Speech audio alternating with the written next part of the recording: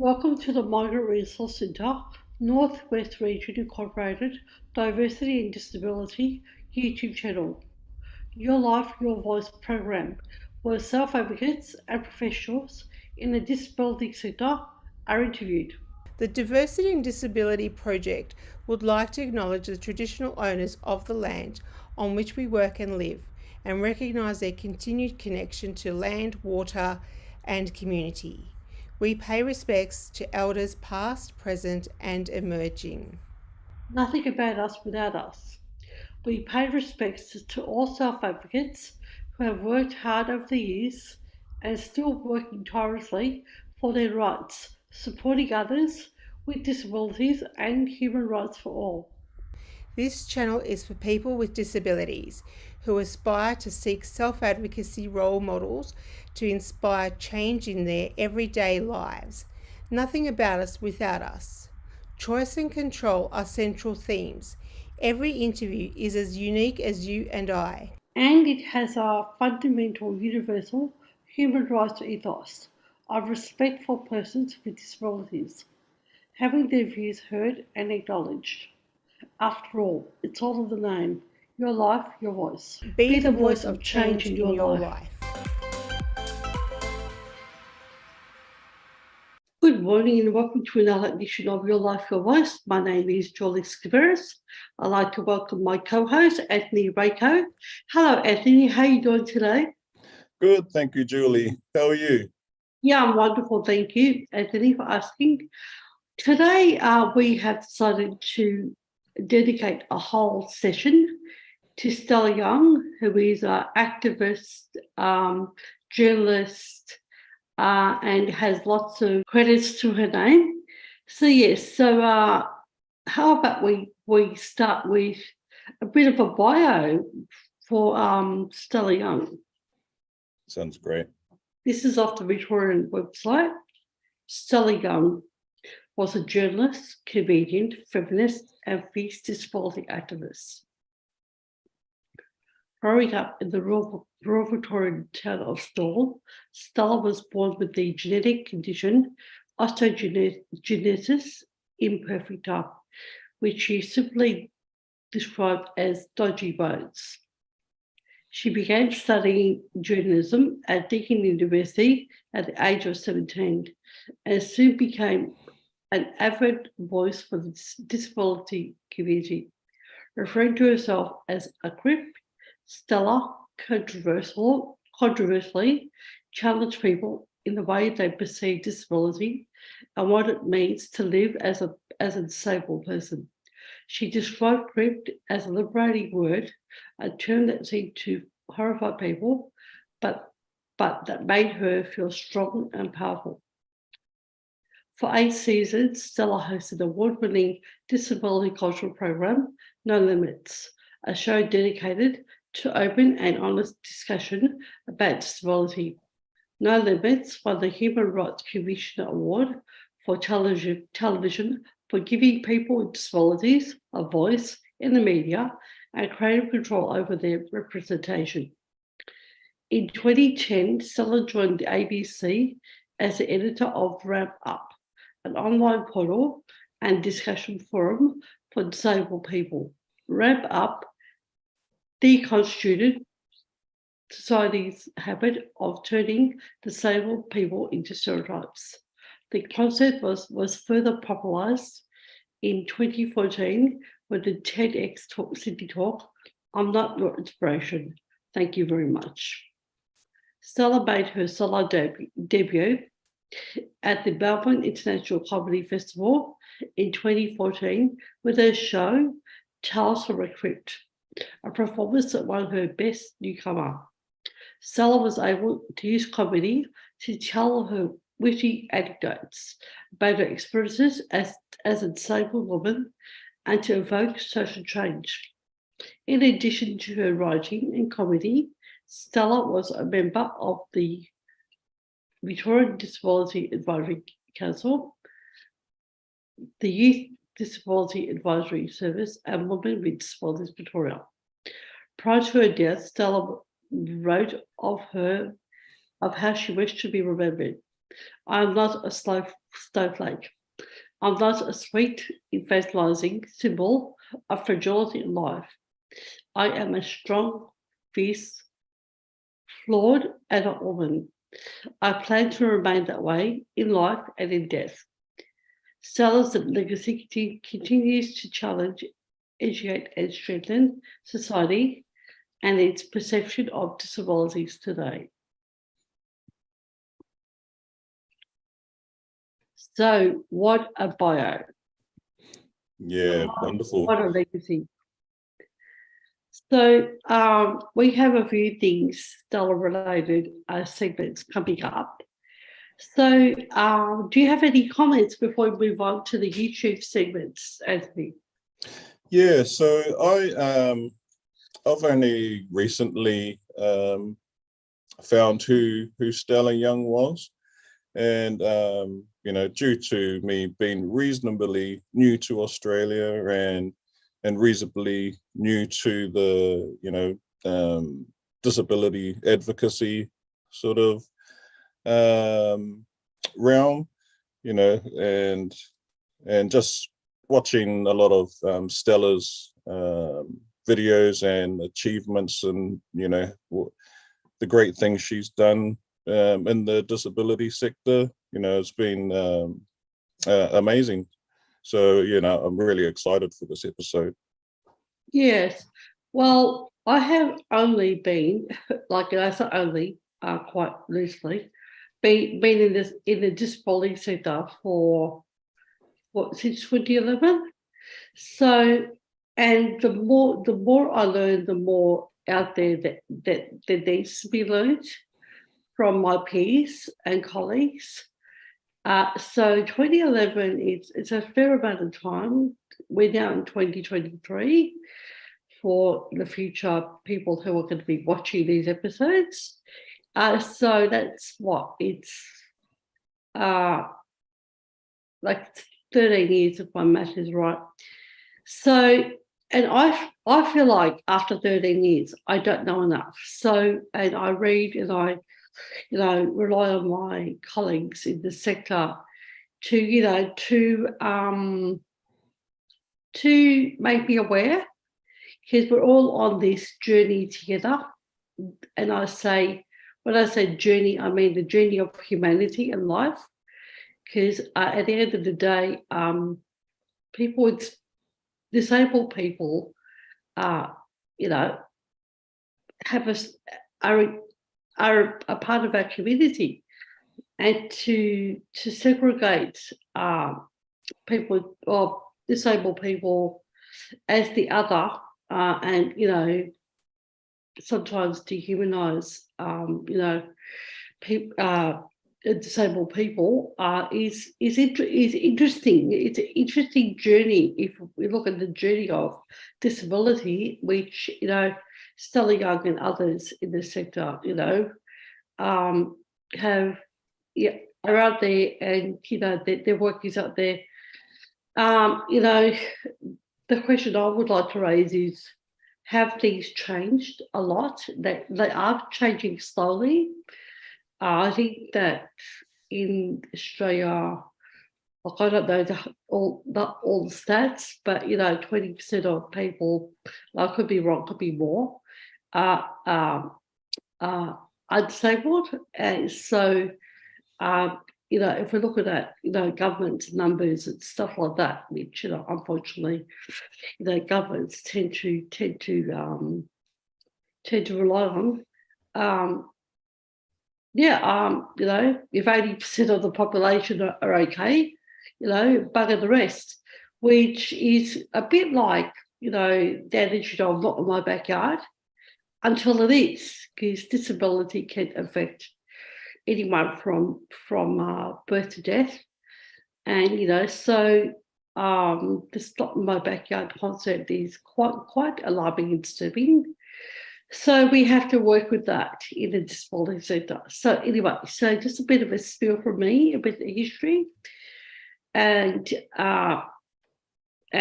we all are riding the success of what the sector have done for people who have gone gone before us and who are no longer with us. We pay respects. So the next thing we'd like to investigate or talk about is the employment and Stella Young. So let's go to that. I grew up in a really small country town in Stawell in Western Victoria, and I had a really normal upbringing. I've got 2 younger sisters. Both of my parents had a very strong work ethic. They both run small businesses, and there was never any thought that I wouldn't grow up to have a fairly normal life. You know, a life where I went to university, got a job, just did all of the things that my non-disabled sisters were expected to do. And my parents always taught me that I could be anything I wanted to be, to the point where it was a little bit ridiculous. You know, when I was 4 years old, I decided that I wanted to be a plumber. Yeah, I really wanted to be a plumber. I don't know, maybe I figured that being small would be an advantage. You could fit in all those squashy places, no matter how disgusting they are, to be a plumber. Thankfully, that ambition made way for something else about 2 days later. But my parents were really encouraging. They told me that I could be anything I wanted to be. And as I grew up, I realised pretty quickly that they were lying. Yeah, they were lying. I worked really hard in high school. I had a job, after-school job in my mum's hairdressing salon, and that might seem like an unlikely job for a wheelchair user to have, but, you know, I made the coffees, I scrubbed the combs. If I never scrub another comb in my life, it will be too soon. But I just had like a normal kind of after-school job. Both my sisters also worked in my mum's salon when they got older. And so I sort of had no concept of discrimination. I hadn't really thought about the fact that I wasn't going to work in the supermarket or, you know, as a waiter or as any of those things. I just thought, oh yeah, I've got a job like all my friends do, it's fine. And then I went to university and I studied journalism and PR at university and women's studies. And when I left university, or just before I left, I did an internship with a very big news organisation, starts with A and ends with C, and you pay 8 cents a day for it. In this internship, it was a mentoring placement, and I was living in Geelong at the time. I went to university in Geelong, and when I rocked up at the ABC, the director of news and current affairs at the time said, well, I don't think you've really thought this through, this career in journalism. You know, people have to be very mobile if they're going to be journalists.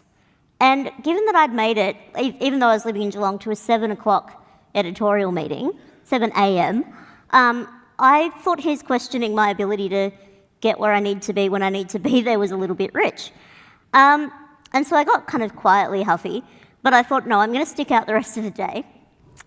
And it was a good thing I did, because he delivered 2 more pearls of wisdom. Once he realised that I was a little bit competent at what I was doing, he took the time to take me aside and tell me how brave and inspirational I was, helpful. And then later in the day, he asked me if I lived with others like myself. And I said, if you mean starving students who've lived on alfalfa sandwiches for 3 weeks, yes, I do live with others like myself. So it was at that point that I decided that I might need something to back me up, that this path into the career that I thought I was going to have because I'd, you know, worked for it, was in fact not likely to go as smoothly as I'd hoped. So I went back to university the following year and I did a teaching degree. And, you know, at the time, teacher shortage, everybody wants teachers. I was like, right, well, everybody wants teachers. I'm going to become a teacher. And as I studied teaching, I remembered what a passion I have for young people and for influencing the lives and the attitudes and the passions of future generations. And I was pretty gung-ho about being a teacher. I thought, this is going to be great. There were a few little hiccups along the way because we couldn't find, the people who were running the course couldn't find accessible places for me to do my teaching routes. So they couldn't find schools with access, which was fairly interesting. There was one school that I did a placement at for 3 weeks that had no disabled toilet. So in order to do that placement, I just thought, I want to do this placement, I'm just not going to mention it. So I kicked my coffee habit pretty quickly, and I didn't consume any liquid until 2:30 in the afternoon, because that's what I had to do in order to go to this school and teach these kids all day. And let me tell you, Year 8 English is a very tough sell last period on a Friday afternoon, much more so if you've got a massive dehydration headache or you're busting for a wee. So, you know, I made some sacrifices that, in hindsight, I shouldn't have had to make, of course. But I was so passionate about working. I thought, don't make waves, don't mention anything that will make them think you're a difficult employee. If they think there's any extra expense involved, then they'll never give you a job. So I did my 3 teaching rounds, and that was fine. And then I started writing my graduate applications. You know, everyone's looking for graduate teachers. Everyone. Who was looking for graduate teachers? Because I was a graduate teacher, and for about 8 months, I went to several interviews a week. I sent lots and lots of applications. I looked great on paper. And as soon as I arrived, there'd just be this little flicker of, oh dear. And I had to eventually toy around with whether or not I disclosed that I was a wheelchair user.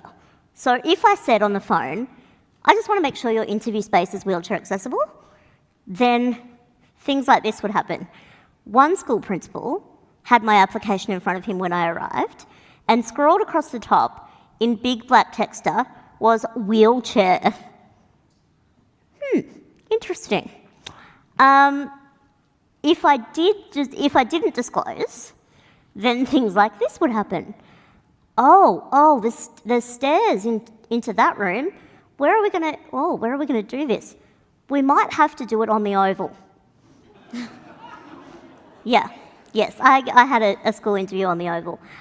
I went to disheartening interview after disheartening interview where principals asked me questions like, how are you going to reach the blackboard?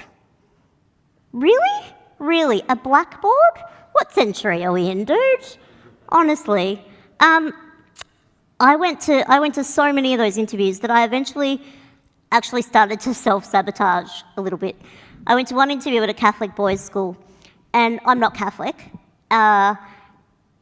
but what we're taught to say if we're going for jobs in Catholic schools is that we're able to uphold the ethos of the school. Like, just promise not to start a same-sex marriage rally in the hallway during your first week. You know?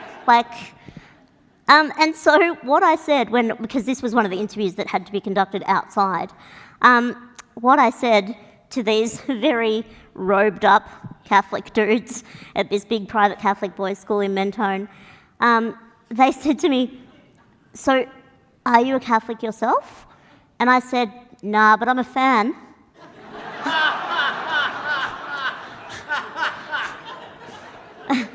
I eventually decided that I was doing myself no favours. And so I went and applied for a job at a disability organisation where I knew that they'd be busting to employ a person with a disability. You know, I've got the right look for it, don't I? And as sad as that is true. That is true. Somebody in that job at some point told me that I was always going to get that job because I was the only person with a disability who had applied for it, which is actually a very disheartening thing to hear. You know, it wasn't about my skills or my qualifications. It was a job I was qualified for, but it wasn't the job I wanted. I wanted to be a teacher. I didn't want to be a communications coordinator for a disability arts organisation at that point, although I did love that job, and I'm very grateful that somebody gave me a job. And it sort of got my skills up. Sorry, I'm breathing a bit funny. I've got 4 broken ribs. That was not a workplace accident. It was a dance floor accident. So, sorry about that. So anyway, I went to work for Arts Access, and then after a few years, I thought I just have to get out of the disability sector. I want to try this. I want to try having a job that has nothing to do with disability. So I applied for a job at Melbourne Museum, teaching kids about bugs and dinosaurs, which was super, super, super cool.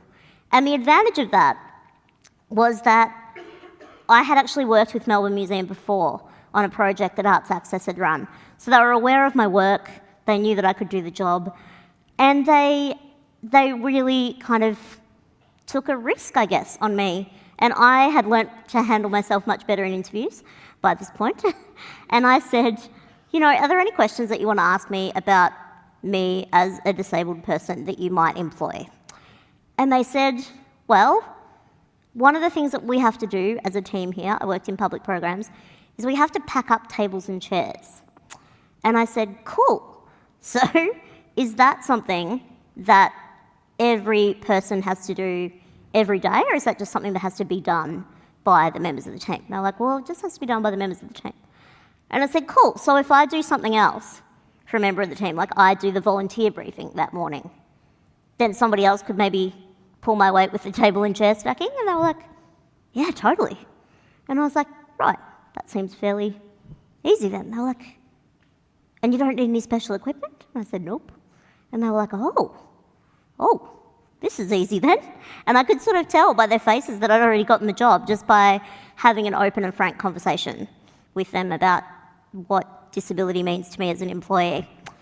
And I really, did anybody see that episode of Insight last week, or the week before? About, hands up? Yeah, a few of you.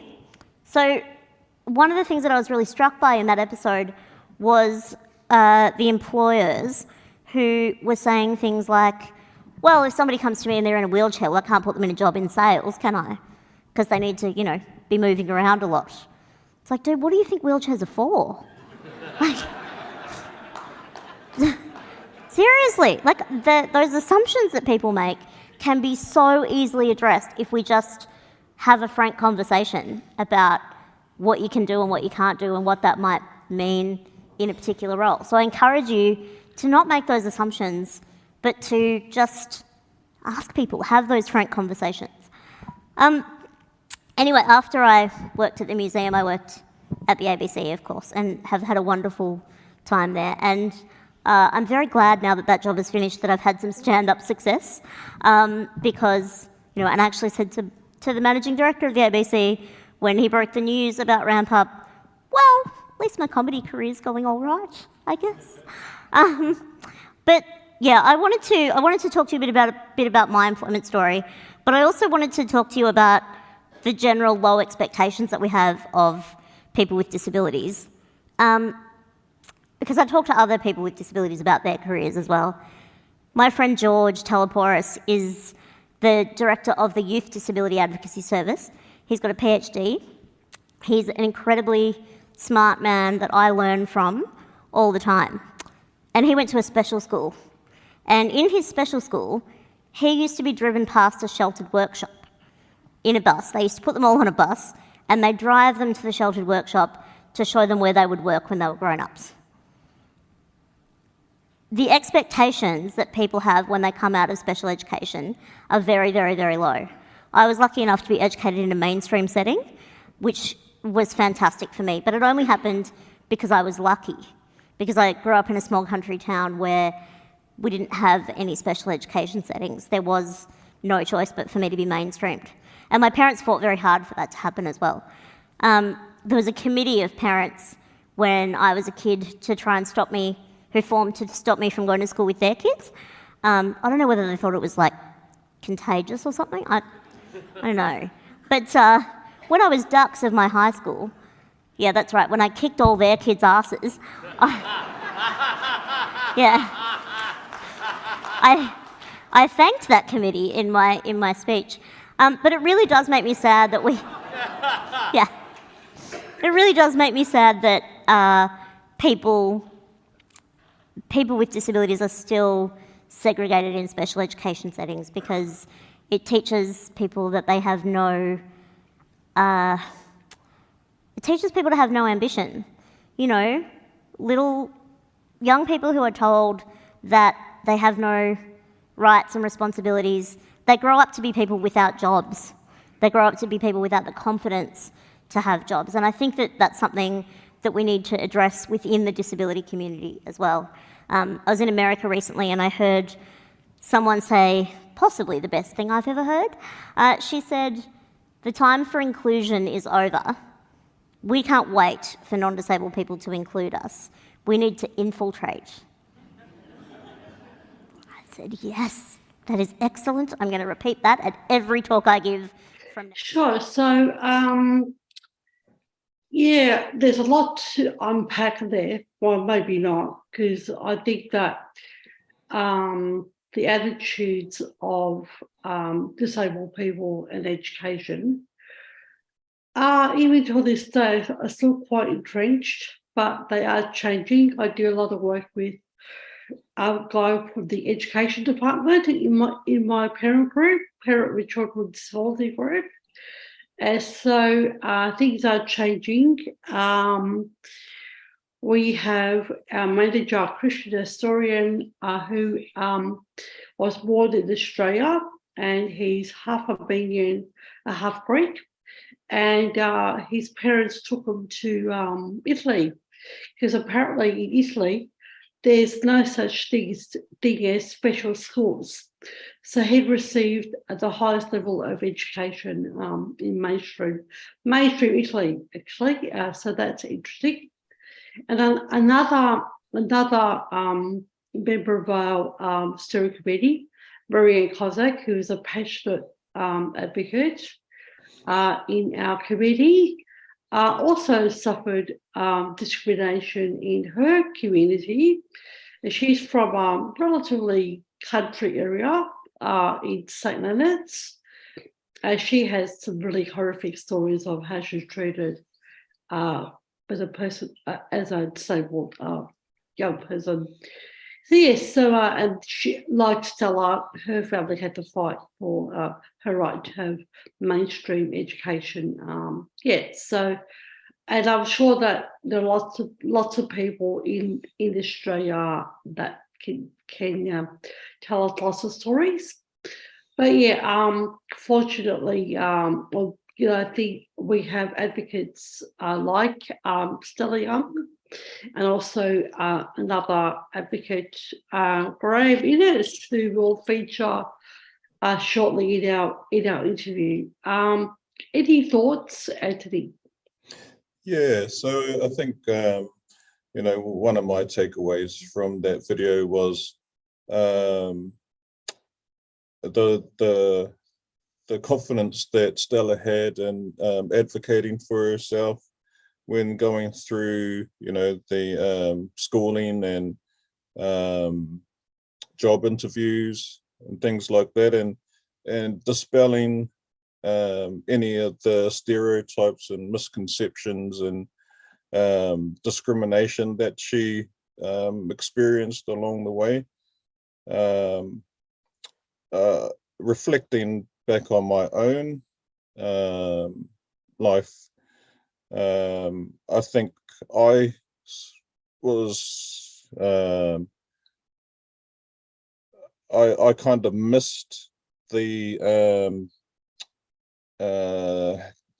getting those experiences of stereotypes and misconceptions because I didn't put myself out there. Because when I was growing up, I would think of a job that I would that I would think, okay, I might want to do that. But then in my head, I thought, oh, okay, what about if they asked me to do this or that? And then I thought, oh, okay, maybe I wouldn't be able to do that. So I didn't even attempt to, apply for any of those jobs.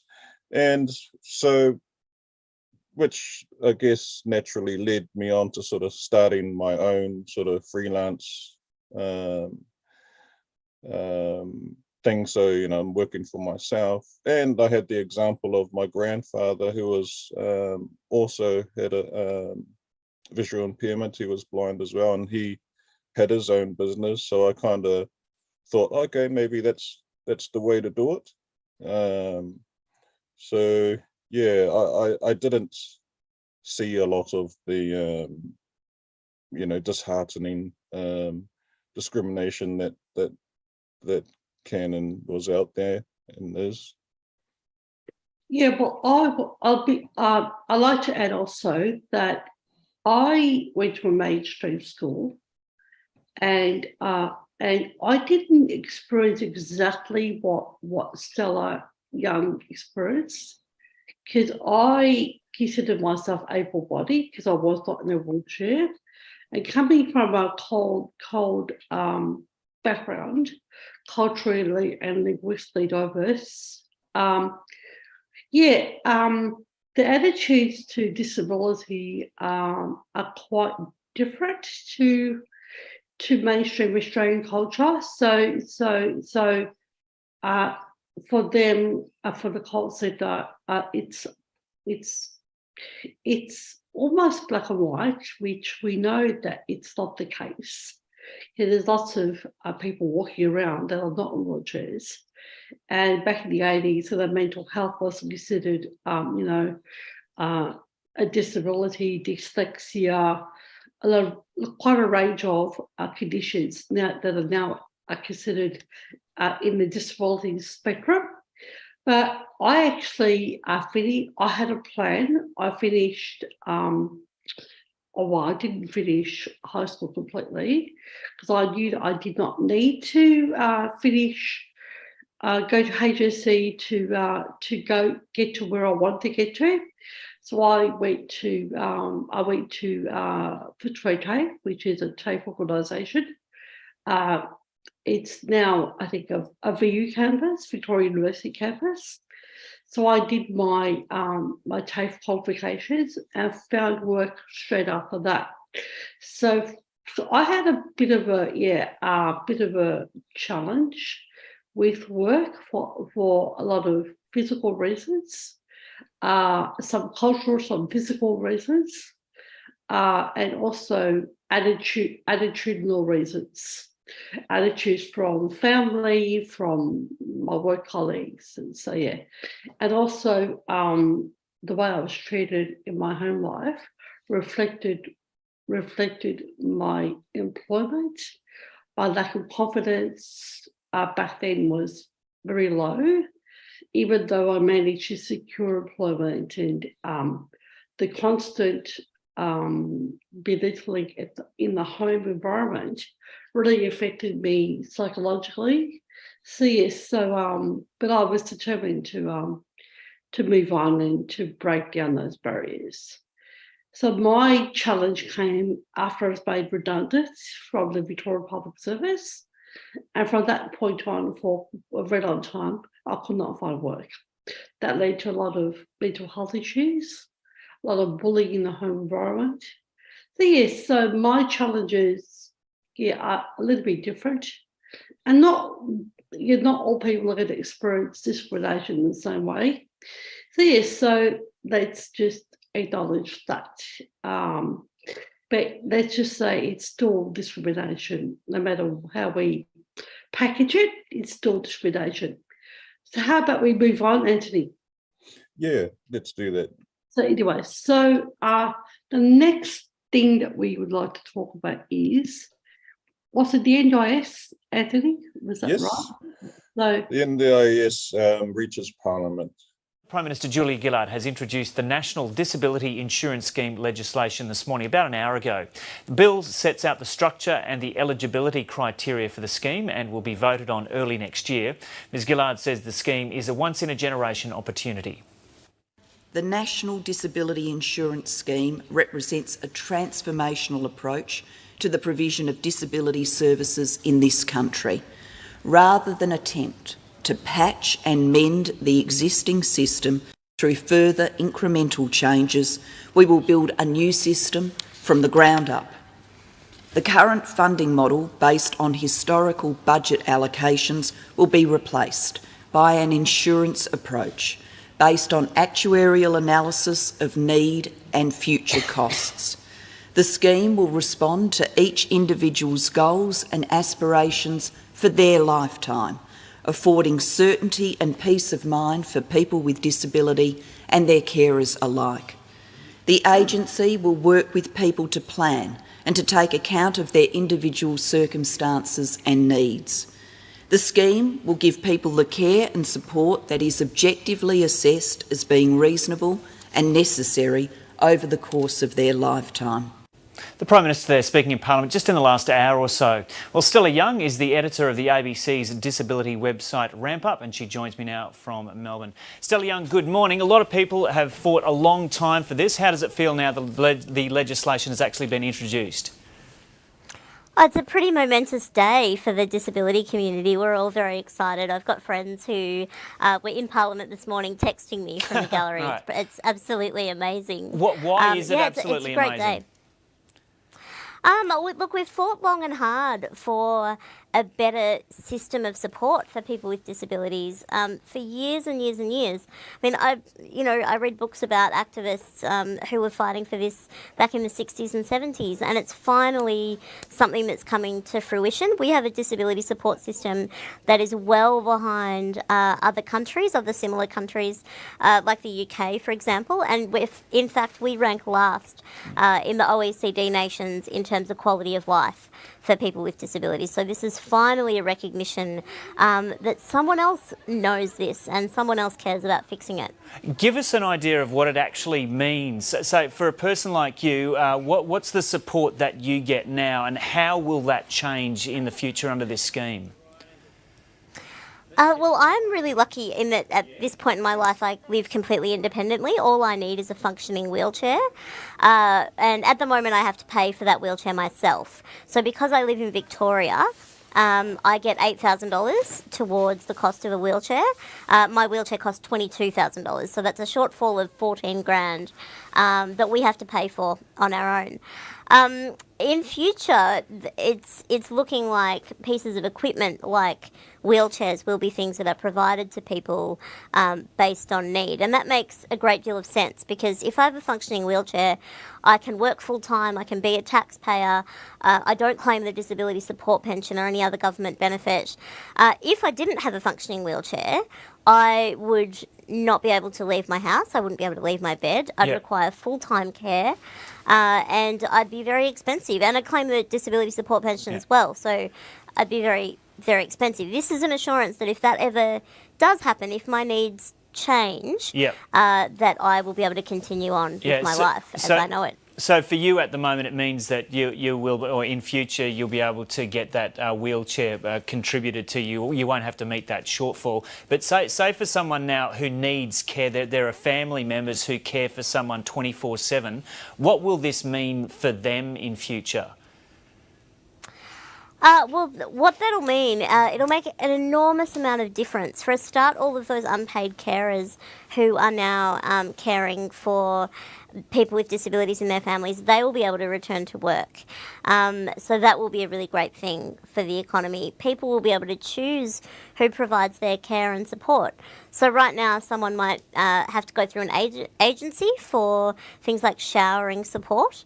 And because they have to go through an agency that might not necessarily be of their choosing, they don't know who will actually provide that personal care. So under the NDIS, they'll get a package of funds that they'll be able to choose who they employ to do their personal care work. And that provides more employment, so it's also better for the economy. So situations now where someone needs family members caring for them, they will have the option in future of support, financial support, to get other people in caring for them, so that those family members can be out doing whatever they want.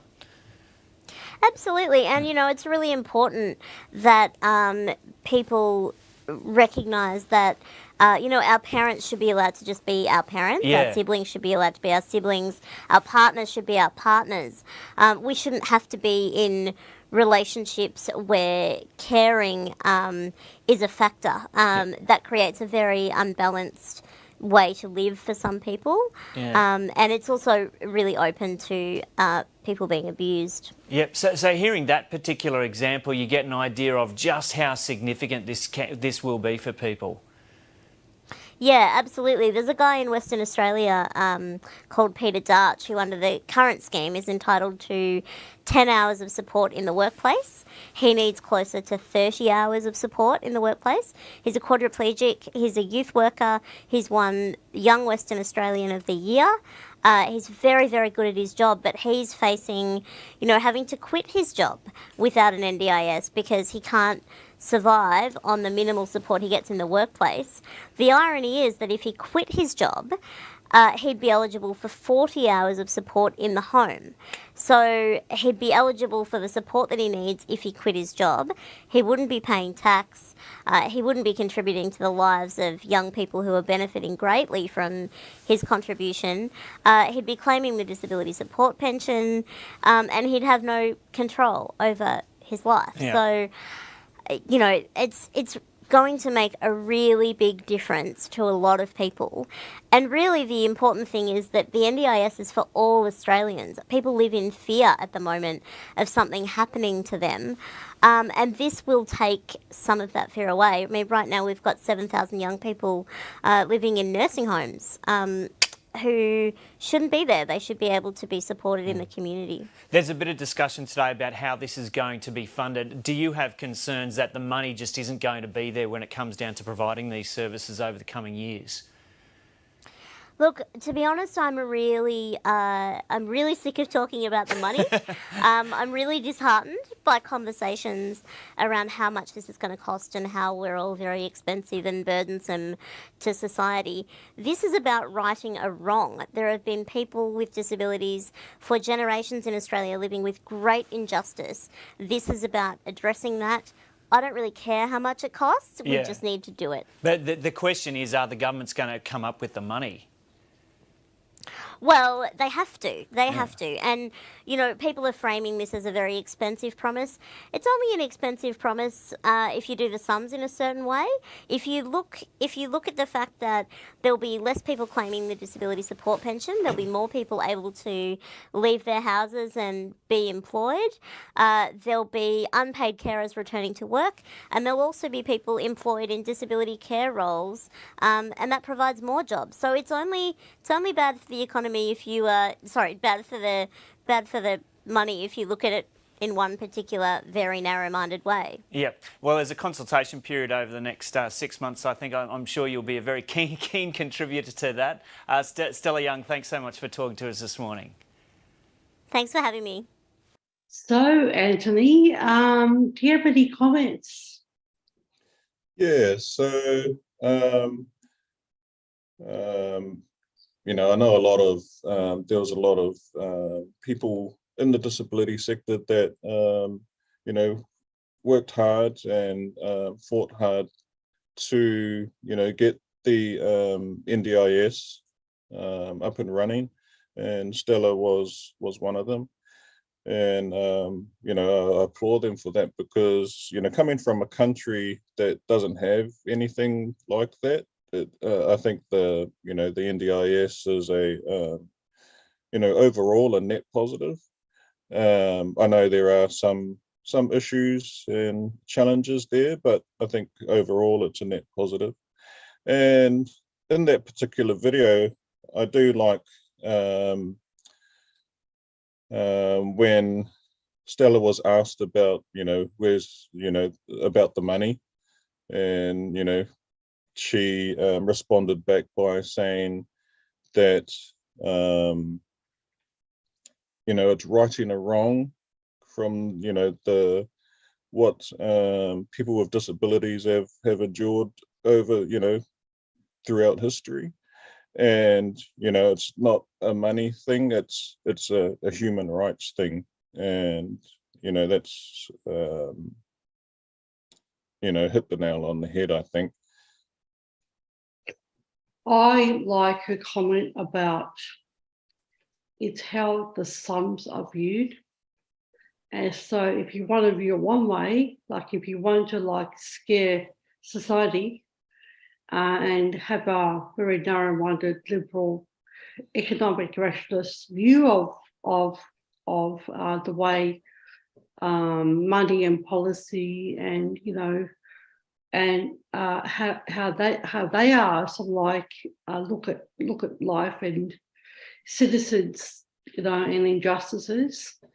It's all a matter of perspective and realigning frameworks, ideologies. So And that's very, very true. It's very practical, you know.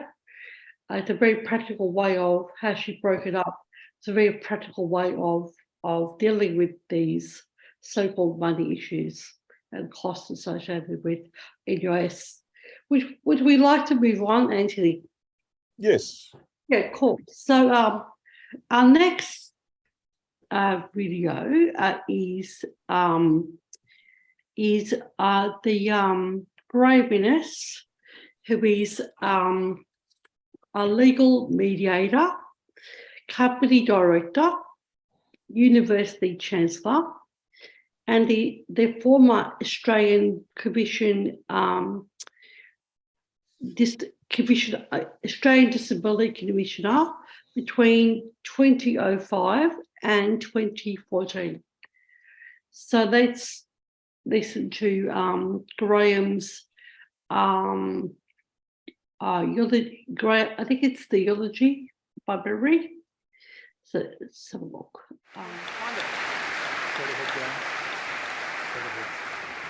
Thanks, Paul. That's great. Thank you.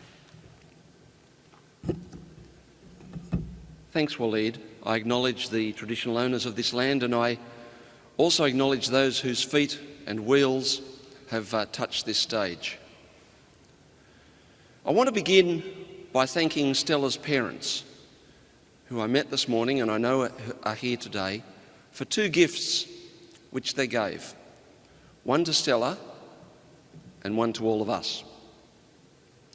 The gift to Stella was one which she publicly talked about, and it was the same gift which my parents gave to me. We were not treated as the special child, and I use the word special with all the venom which Stella put into it when she used it. We were not treated as a special child with a disability.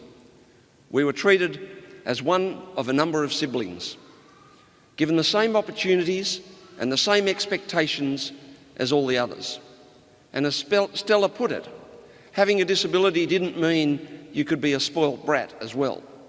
We grew up as we needed to, ordinary kids doing ordinary stuff. Our disabilities weren't ignored, but they were viewed as just one part of multifaceted people. The other gift that I thank you for is the one you gave to all of us. The life of a feisty, smart, funny woman, a great verbal and written communicator, and a passionate disability advocate, which we celebrate today. Stella touched many in different ways, and her contribution to Australia and the world was large, though her life ended before that contribution had reached its zenith. Stella, I saw you perform the Wednesday before you died at the New South Wales Don't Diss My Ability campaign function. And you had the crowd in the palm of your hand. We were laughing, cheering and applauding. Your image of landing in the carrots in a supermarket will stay with me for the rest of my life.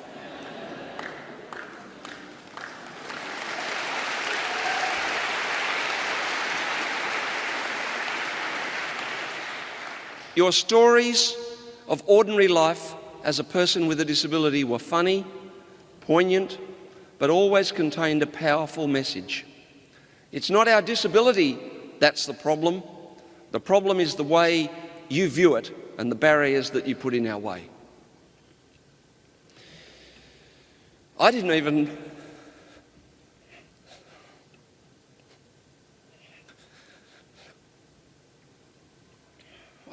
bother to talk to you that Wednesday. I thought I'd just catch up on Twitter or by phone sometime soon. And now you've gone at 32, way before your time. But as Abraham Lincoln said, it's not the years in your life, but the life in your years. I would have loved you to write my eulogy. I never expected to give one of yours. You were, of course, many things to many people. To me, you are a passionate disability advocate, a powerful communicator, who particularly, but not always, used comedy to convey your powerful messages. You are a friend who'd call me out publicly, as Waleed has said, as the Disability Discrimination Commissioner, if I wasn't speaking strongly enough or acting quickly enough. And you had to be pretty strong or quick to meet your standards.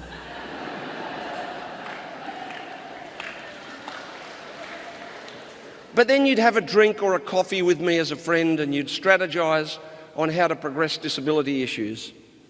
Use the crip word consciously, owning the language which limited us and empowering us in the process. You didn't achieve the National Disability Insurance Scheme implementation on your own, but you made a significant contribution. You would be the first to admit that you couldn't have run Ramp Up on your own. You needed all of us with disabilities who contributed articles, and you encouraged us to contribute, saying that the voices of people with disabilities must not be silent. You weren't the only one to use social media to achieve positive change for people with disabilities, but you led the charge.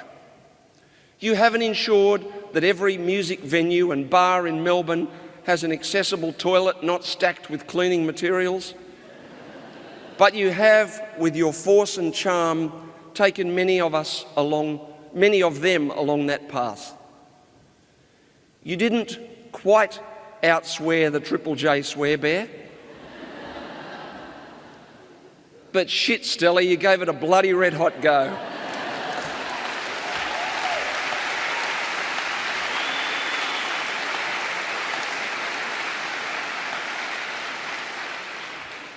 Stella, you strong, energetic, charming, funny woman who said that you could break a bone just by breaking wind, you'll be sadly missed. But of course, that won't be enough for you. I know that you will want us to continue the work that you did. And Stella, I pledge to you today that I will do that. And I urge the thousands of Australians who supported what you did to join me in that pledge. We had planned that the work I and others will do in the Attitude Foundation would involve you as well. You were to be on the board or closely involved with the activities of the organisation. So I'll work for Attitude with you sitting at my shoulder, prompting, guiding, critiquing and encouraging. The Attitude Australia Foundation want to change attitudes towards Australians with disabilities because we know that changing attitudes changes lives. We'll use film, television, media and the internet to change those attitudes. We'll have Australians with disabilities tell our stories of doing work, doing community activities and just doing life. The first 7 episodes will go to air on ABC television starting at 6:30 p.m. on the 27th of December, Saturday the 27th. And we plan a second series in the second half of next year. And all of you can join us as we change Australian attitudes towards people with disabilities. Because I know, Stella, that you already have.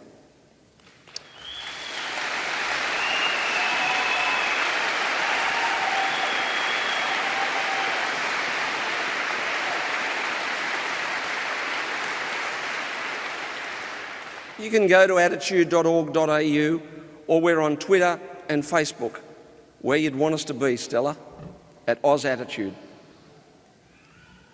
I pledge the work of the Attitude Foundation to you, Stella, and to the hundreds of thousands of Australians with disabilities whose life will change by changing attitudes.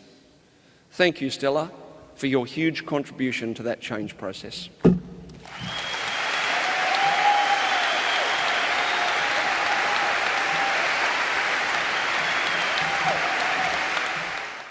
Wow, what a really powerful eulogy by the former Australian Disability Commissioner, Graeme. Yes, so we stand on the shoulders of those that have passed before us. Anthony, concluding, do you have any other remarks? Yeah, well, yeah, what an amazing person Stella was, and you know what she's, you know, the powerful voice she's had in the disability space and sector, and you know the amazing work she's done, and she's, you know, done it with style and humor and you know, directness. And I think, you know, one of the takeaways, you know, I can think of is, you know, just the you know, how I'm thinking about how, you know, we can sort of honor her legacy in our own lives. And I think for me, you know, it can be just as simple as, you know, having those frank conversations with people about, you know, disability, and advocating for yourself, and, you know, just standing up for what you believe in and what your rights are. I think, you know, that's a good way to, you know, honor the legacy of Stella Young. And we can't do this alone. And that's true for everyone in life, quite honestly. But for some reason, disabled people are targeted, negatively on that level of what we can't do. But quite honestly, that's all of humanity. We can't do anything alone.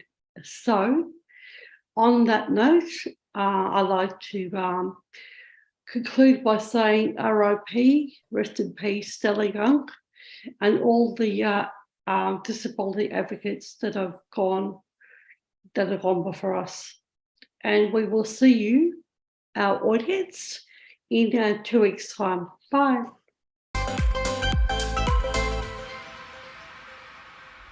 Catch us on Your Life, Your Voice YouTube channel, live every Monday fortnight or on demand. We would like your comments and suggestions on topics that you would like us to explore. Leave your comments on YouTube comments section. Please feel free to email us on dndyourlifeyourvoice@gmail.com or contact us via the Migrant Resource Centre Northwest Region Inc. Phone number 1300 676 044. 1300 676 044. Diversity in Disability is a project of the Migrant Resource Centre Northwest Region Incorporated, and would like to thank the management for funding this project, especially living through the COVID-19 pandemic. The pandemic has been difficult for people with disabilities living in isolation.